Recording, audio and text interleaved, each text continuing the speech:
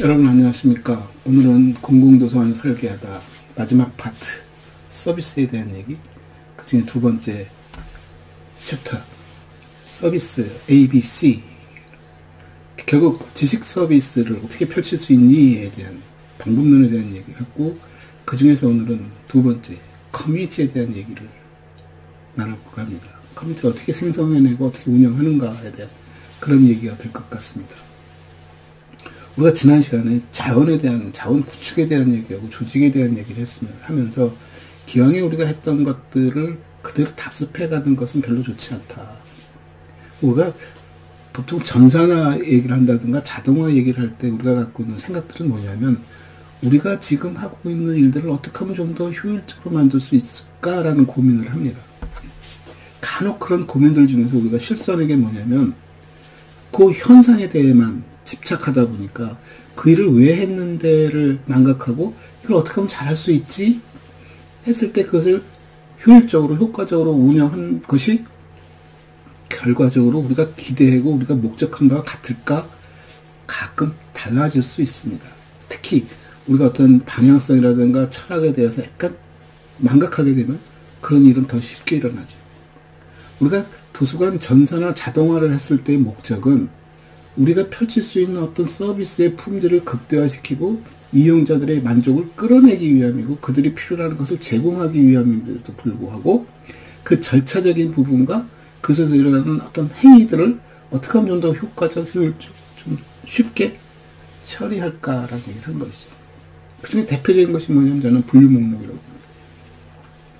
분류 목록은 생각하기에 따라서는 굉장히 고도의 지적 작업인 것 같지만, 이게 어느 정도 데이터가 쌓이고 소위 말하는 분류표가 체계화되기 시작하면 분류 목록은 더 이상 고도의 지적 작업이 아닐 수도 있습니다. 이용자들의 편의를 위해서 우리가 개발한 분류 테이블들, 물론 이 분류 테이블들은 이용자의 편익에 관련된 것이고 이용자가 이용하고자 하는 지식장을 어떻게 구성하느냐와 관련된 것이지, 우리가 학문을 어떻게 나눌까에 대한 좀 그 포괄적인 얘기는 아니란 얘기죠. 이용자가 원하는 자원이 어떤 특성을 갖고 있고 어떤 영역이고 그걸 어떻게 구분지어서 그들을 나눠볼까 하는 얘기를 하는데, 그 구분지어서 나눈다는 얘기의 이면에는 뭐가 있냐면 커뮤니티 얘기했습니다. 어떤 특정 주제에 관심 갖는 사람들은 누굴까? 그 사람들은 이걸 왜 찾을까? 그 사람을 어떻게 구분지을까에 대한 얘기죠. 지난 시간에도 제가 얘기했듯이 분류를 그렇게 잘하는 사서 선생님들도 이용자를 만나면 입이 얼어버리고 두려워하고 질문에 답을 못할까봐 불안해합니다. 왜냐하면 책은, 자원은 이미 예정되어 있고 우리가 알고 있기 때문에 접근이 편한데, 이용자는 무슨 말을 할지 모르기 때문에 힘들어하는 거죠. 왜 그런 일이 벌어질까요? 우리가 마트에 가도 똑같은 일이 벌어집니다. 마트에 가서 제가 어떤 물건을 하나 사려고 이렇게 두리번거리고 다니면 영락없이 영업상이다 해서 이 물건을 사라고 추천을 합니다. 가격이 싸고 세일을 하고 있고 요즘 뭐가 어떻게 됐고, 일견 어떻게 보면 굉장히 필요한 서비스인 것 같지만 경우에 따라서는 굉장히 저에게 힘든 일을 요구하는 거죠. 아니, 나는 내 선택하기 위해 이것저것 보고 싶은데 왜 나한테 특정한 것을 강요하지? 근데 만일 그 영업사원이 나를 아는 사람이었다면, 그리고 내가 무엇을 하러 오는지를 알고 있다면, 그리고 어떤 성향의 사람인지 어떤 취향의 사람인지를 안다면 자기가 이 물건을 권할지 안 권할지를 알고 있습니다. 그래서 제일 고도의 광고 전략이기도 하고 영업 전략 중에 하나가 뭐냐면, 판매자가 소비자에게 특정 물건을 소개하면서 저에 대해서 굉장히 상세한 얘기를 합니다. 넌 여러 입차여차니까 이 물건이 필요해 라든가, 경우에 따라서는 호기심을 작동시키기도 하죠. 이건 당신한테 안 맞을 것 같아. 됐어. 이건 잊어버리고 해버리는 순간 자존심도 상하고 뭔데? 하고 호기심도 발동시키고 했을 때 저 사람이 원하고 필요한 내용을 얘기하면 덥석 뭅니다. 이게 마케팅 전략으로서 제가 말씀을 드리는 것이 아니라, 우리 인간 대 인간으로서 서로 상호 이해를 갖고 있다면 저 사람이 무엇을 원하고 무엇을 지금 알고 싶어하고 어떤 성향의 사람이고 어떤 백그라운드를 가진지를 안다면 어떤 책을 추천할까가 쉽다는 얘기죠. 그래서 간혹 가다가 추천하는 얘기를 나오면 자동화 얘기가 또 나옵니다. AI 얘기를 하죠. AI가 나에게 어떤 것을 추천할 때 갖는 배경이 뭘까요? 나의 말투, 내가 쓰고 있는 어휘, 나의 옷차림, 나의 제스처, 이 모든 걸 파악해서 아, 저 사람 이런 사람일 거야 라고 말을 하는 거죠. 그리고 그런 류의 것들을 추천해 줍니다. 그걸 어떻게 알지? 예, 데이터에 대한 얘기를 하는 겁니다. 나만을 만나는 것이 아니라 그 AI 기기는 또는 상대의 영업사원은 사서는 굉장히 다양한 사람들을 만나면서 그 다양한 사람들을 구분짓기 시작합니다. 어떻게 구분짓지? 그게 AI나 인간이나 똑같이 하는 일이 뭐냐면 카테고리를 설정하는 거죠. 분류표를 만드는 행위가 똑같습니다. 우리는 그동안 만들어진 분류표를 쓰다 보니까 거기에 익숙해져서 모든 것을 패턴화시키고 딱딱딱딱 구멍에 맞춰넣기 하듯이 집어넣는 일이 우리 일인 것 같지만 진짜 중요한 것은 그 분류표를 개발하는 일입니다. 카테고리를 설정하는 일이죠. 군집을 형성하는 일을 하는 거죠. 그리고 사람들 그 군집 속으로 몰아넣는 작업을 하는 거죠. 주변에 존재하는 사람들도 있습니다. 어떤 군집과 어떤 군집이 있으면 이 사이에 경계선에 존재하는 사람도 있습니다. 그럴 때는 이 군집을 이동을 시키거나 포항관계를 넓히면서 이 사람 어떤 형태든 집어넣거나 양쪽에 다 들어갈 수 있게끔 만들어주는, 그게 클러스터링이라는 얘기이기도 하고 데이터를 분석하는 어떤 방법에 대한 얘기입니다. 그걸 어떻게 하지? 많죠. 우리가 예전에 배웠던 사이테이션 인덱스 같은 경우는 뭘 갖고 배웠을까요? 어떤 문헌이 인용했던 참고 문헌들을 가지고 유사한 참고 문헌 리스트를 가진 두 문헌이 있다. 그 두 문헌은 주제적으로 상당히 유사할 거야 라고 갖고 있는, 그들이 각각 써놨던 참고 문헌을 비교해서 그게 오버래핑이 많은가 적은가 따지는 거죠. 그렇게 모든 문헌들의 참고 문헌들을 리스트업한 다음에 그것을 구분지어서 분석하고자 하는 문헌들이 어떻게 서로 인간관계를 갖고 있는가, 어떤 서로 밀집성을 갖고 있는가를 따지는 거죠. 우리도 똑같지 않습니까? 초등학교, 중학교 때 보면 조사한 내용 중에 뭐냐면 선생님이 네 친한 친구 몇 명을 써내.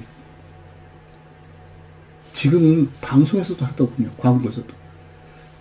우리나라 지도를 놓고 키워드 3개를 내면 네가 위치한 어떤 곳을 지정해주고 그것을 특성화시켜주고 특정 지어서 그것을 그렇게 홍보하고 하는 것처럼, 아, 친구 3명을 모아놓으면 나의 친구 관계를 가지고 전체 학생들을 딱 묶어놓고 보면 아, 어떤 친구는 성향이 어떻구나, 이 친구들은 가깝고 이 친구들은 멀고 이 친구들은 서로 뭐랄까 서로 이해관계가 별로 없는, 서로 뭐 유사성도 없는 그런 집단도 있을 수 있죠. 그걸 파악하기 위해서는 도서관에 찾아오는 손님들을, 이용자들을 불특정 다수로 해서는 안 됩니다. 그들을 특정을 만드는 것이 도서관의 역할이고 사서의 몫이라고 봅니다. 아, 요즘 젊은 친구들은 자기 드러내는 개인적인 부분을 드러내거나 알려지는 걸 싫어해. 진짜일까요? 그네들이 선호하는 어플을 보면 그 속에는 자기에 대한 정보가 다 들어가 있습니다. 근데 다만 이렇게 얼굴 들이밀고 서로 부닥치기 싫다는 것뿐이지 상대편이 자기를 이해해주고 자기에 대해서 더 많이 알면 좋아하겠죠. 거기에 적절한 서비스를 해줄 테니까. 우리가 음식을 배달하더라도 우리가 배달했던 많은 음식들을 갖고 배달 앱에서 뭘 하냐면 추천해 줍니다. 너 오늘 이런 거 먹어보지 않을래? 그 패턴 분석이 나오는 거겠죠. 우리는 근데 도서관 이용자들 어떻게 대합니까? 그냥 얼굴 보고 인사 나누는 정도? 아, 저 사람 또 왔네? 저 사람 와서 뭐 했는데? 모르죠. 데이터들은 굉장히 수도 없이 발생합니다만 그 데이터를 특정 짓고 데이터의 그 관계를 규명하건 소위 말하는 메타데이터를 어떻게 설계하느냐에 따라서 찾아오는 손님들이 저 사람은 오전마다 와, 무슨 요일마다 와, 저 사람은 무슨 책을 빌려가, 반납하는 책수를 보면 2권, 3권씩 돼. 매번 빌려가는 권수가 많어. 반납 일정도 굉장히 빨라. 저런 사람한테는 도서 대출 권수도 늘려주고 대출 기간도 뭐 좀 조절해 줄 수도 있고. 제가 오직했으면 대학 도서관 했을 때 그런 얘기도 했습니다. 학생들에게 책을 빌려주는 걸 학기 단위로 빌려줄 수도 있어. 어떤 책은 학기 단위로 빌려줘도 상관없는 책들이 있고 어떤 책은 일주일 또는 몇 시간 만에 반납하는 책들이 있다면 그래서 우리가 지정도서 제도를 쓰는 것이고 제가 대출 반납실 뒤에다가 사과를 두어야 하는 것은 책의 수납을 들고 나면 굉장히 좀 빠르고 쉽게 이용할 수 있게 하자는 의미였죠. 그래서 제가 커뮤니티에 대한 얘기를 강조하는 이유는 도서관에 오는 사람들 불특정 다수의 공공 서비스를 받으러 오는 사람이다라고 치부하지 말고 저 사람들을 좀 드러날 수 있게 해주고 드러나는 것들을 소통할 수 있게 해주고 물론 개인정보이기 때문에 다른 사람에게 공유하자는 것이 아니라 그네들은 각자일 수 있지만 사서 선생님들은 그분들을 그룹핑해낼 수 있는 군집을 만들어서 서비스의 품질을 높여줄 수 있는 것이고 경우에 따라서 그들이 원한다면 그 군집을 드러나게끔 해주는 것이겠죠.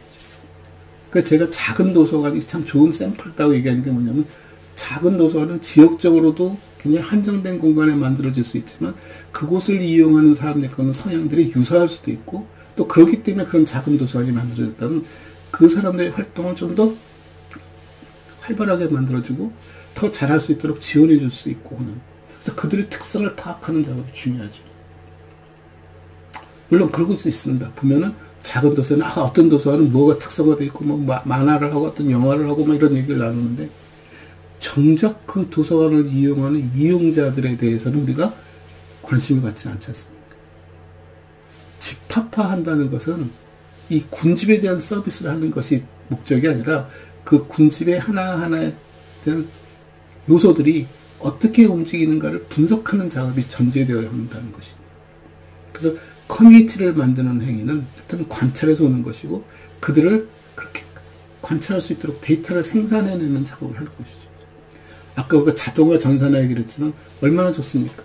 이용자 카드를 만들어주고 바코드를 집어넣으면 도서관 출입할 때 바코드 한 번씩 읽게 해주고 그럴 때마다 포인트를 준다든가 필요한 정보를 제공해 준다든가 그래서 그 사람들의 행태를 분석하고 그 사람들이 빌려간 책들과 그 사람들이 도서관을 방문한 시간과 방문한 횟수와 도서관에 머문 시간과 이런 것들을 좀 재미로 내가 저 카드를 찌르는 것이 귀찮은 일이고 내 개인정보를 들통나게 하는 일이야가 아니라 내 카드를 찌르는 것 통해서 나에게 즐거움이 피드백 될 수 있는 그런 메커니즘을 설계하고 그 사람들이 어떤 강연을 듣는다든가 어떤 모임에 참여한다든가 어떤 경험을 쌓는다든가 하는 것들이 데이터화될 수 있게 만들어주고 그 데이터를 하나의 커뮤니티 서비스로 응집시킬 수 있는 그런 프로세스를 설계할 수 있다면 저는 예전처럼 동네 그 어머님들 개모임 하듯이 아름아름 모아서 뭐 하는 것보다 훨씬 더 체계적이고 과학적이면서도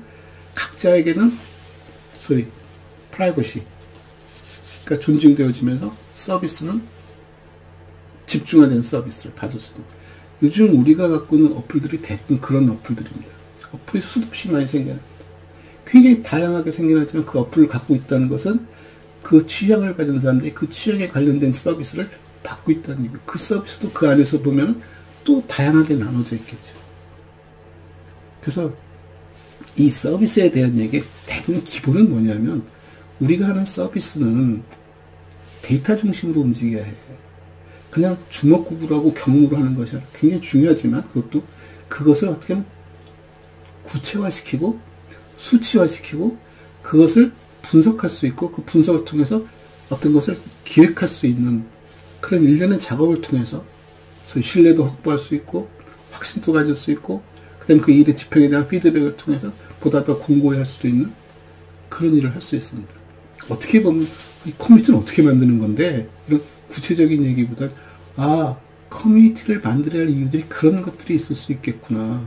그 커뮤니티를 통해서 우리가 할 수 있는 일들은 어떤 특정한 일을 하기 위해서 커뮤니티를 만들 수도 있지만 어떤 사람들의 성향을 모아서 그 사람들에게 비슷한 정보를 제공해 주면서 자연스럽게 그 사람들이 같은 자리에 모이고 그들이 같은 얘기를 나누고 서로 그 속에서 재미를 느끼면서 서로 당연히 토론을 하고 하는 작업일 수도 있겠죠. 제가 며칠 전에 아는 분들을 만나서 이 얘기 저 얘기 하다가 메타버스 얘기가 나왔습니다. 메타버스 얘기를 하면서 그분이 그러시더군요. 요즘 보니까 메타버스 안에 도서관도 만들던데 근데 아무도 찾아오는 사람들이 없어. 그래서 제가 그랬습니다. 메타버스라는 세상 속에 만들어진 도서관은 어떤 일을 할까요? 우리 현실 세계에 있는 도서관처럼 책을 빌려주고 가서 책을 읽는 곳일까요? 굳이 도서관이라는 공간을 찾아오고 도서관은 책이라는 매체를 수집해 놓고 하는 일들이 메타버스에서도 의미 있을까요? 라는 얘기를 드렸습니다. 그 사람들이 도서관에 오는 것은 책이 모여있기 때문에 오는 것이고, 저 책을 굳이 찾아가지 않더라도 요즘 말은 핸드폰, 스마트폰처럼 내 손바닥에 볼 수 있다면 내가 왜 도서관을 가지? 오직했으면 스마트 도서관이라고 만들고는 도서관이라는 공간에서가 아니라 거리 공간에서 지하철이라든가 버스 정류장 등에 통해서 책을 이용할 수 있는 체제를 만들어가고 있다면 이미 스스로 도서관도 알고 있습니다. 책 때문에 사람들이 도서관에 오는 거였는데 그 책을 디지털화시키고 분산시켜두면 도서관이라는 공간은 필요 없어질 수 있겠구나. 도서관이 필요 없어지면 도서관에서 이런 서비스도 없어질 수 있구나. 근데 메타버스라는 공간은 어떻게 보면 마치 실체가 있는 어떤 공간을 얘기하는 것 같지만 그 공간은 우리 줌으로 수업을 듣는 것과 똑같은 일들이 벌어져요. 각자 자기 공간에서 필요할 때 모여서 얘기를 나누는 거죠. 결국 메타버스 속에서 도서관의 역할은 커뮤니티입니다. 어떤 특정 주제에 관련된 사람들이 그 시간대에 같이 모여서 얘기를 나눌 수 있는, 그들이 만든 얘기, 그들이 만든 지식을 공유하는 회의, 그 자체가 도서관이라는 얘기죠. 도서관은 그걸 수집하고 관리하고 그것을 필요한 사람들에게 다른 데이터를 제공해주고 하는 일이죠. 제가 그 비슷한 얘기를 특수도서관에, 어떻게 보면 전문도서관에서 일하는 사서선생님에게도 한번 부탁드린 적이 있습니다. 야, 여러분은 연구도서관인데 연구도서관에서 사서의 역할이 뭐니? 별로 없답니다. 필요한 저널들은 전부 다 자기 프로젝트 베이스에서 사오고 도서관은 그냥 공간만 유지해주는 정도만 하고 있다. 그러지 말고 프로젝트 단위로 사서 선생님 서비스를 한번 특화시켜봐라. 그들이 원하는 서비스를 한 자리에 모아줘봐라. 그럼 그네들이 했던 행동의 결과도 지식자원으로 생산되어지고 그걸 다시 또 쓸 수 있게 해주고 축적해주고 필요로 하는 지식자원을 공급해주고, 그래서 그런 프로젝트 베이스에서 한번 움직여봐라. 프로젝트 베이스에서 움직인다는 말을 다르게 표현하면 뭘까요? 예, 커뮤니티 개념에서 움직이라는 얘기입니다. 어떤 특정한 목적과 의도를 가진 집단들을 그 집단을 중심으로 해서 일을 수행할 수 있게끔 구조화시켜주라는 얘기죠. 미래 도서관은 틀림없이 커뮤니티 중심의 도서관이 될 것입니다. 10만 명이 사는 도서관이든 5만 명이 존재하는 도서관이든 그 숫자가 중요한 것이 아니라 그들을 몇 개의 그룹으로 만드냐에 따라서 그 그룹은 자기 그룹을 위한 도서관이 항상 존재하는 것입니다. 그게 건물 하나에 모여있던, 소위 말해 인터넷 세상 사이버 공간에 있던 메타버스라는 이름으로 응집되듯 내가 원하고 나와 유사한 생각을 가진 사람들이 모인 집단, 소위 예전에 카페 같은 것들, 블로그 같은 것들이 재구성되어지고 그 포장이 제가 봤을 때는 도서관이라는 이름으로 포장되는 것이 가장 적합하지 않을까? 그래서 오늘은 도서관 서비스 B, 커뮤니티의 구성과 그것을 통해서 우리가 뭘 할 수 있지? 왜 커뮤니티를 만들어야 하지? 그런 서비스는 어떻게 만들까? 일단 가장 근본적인 얘기를 한번 나눠봤습니다. 감사합니다.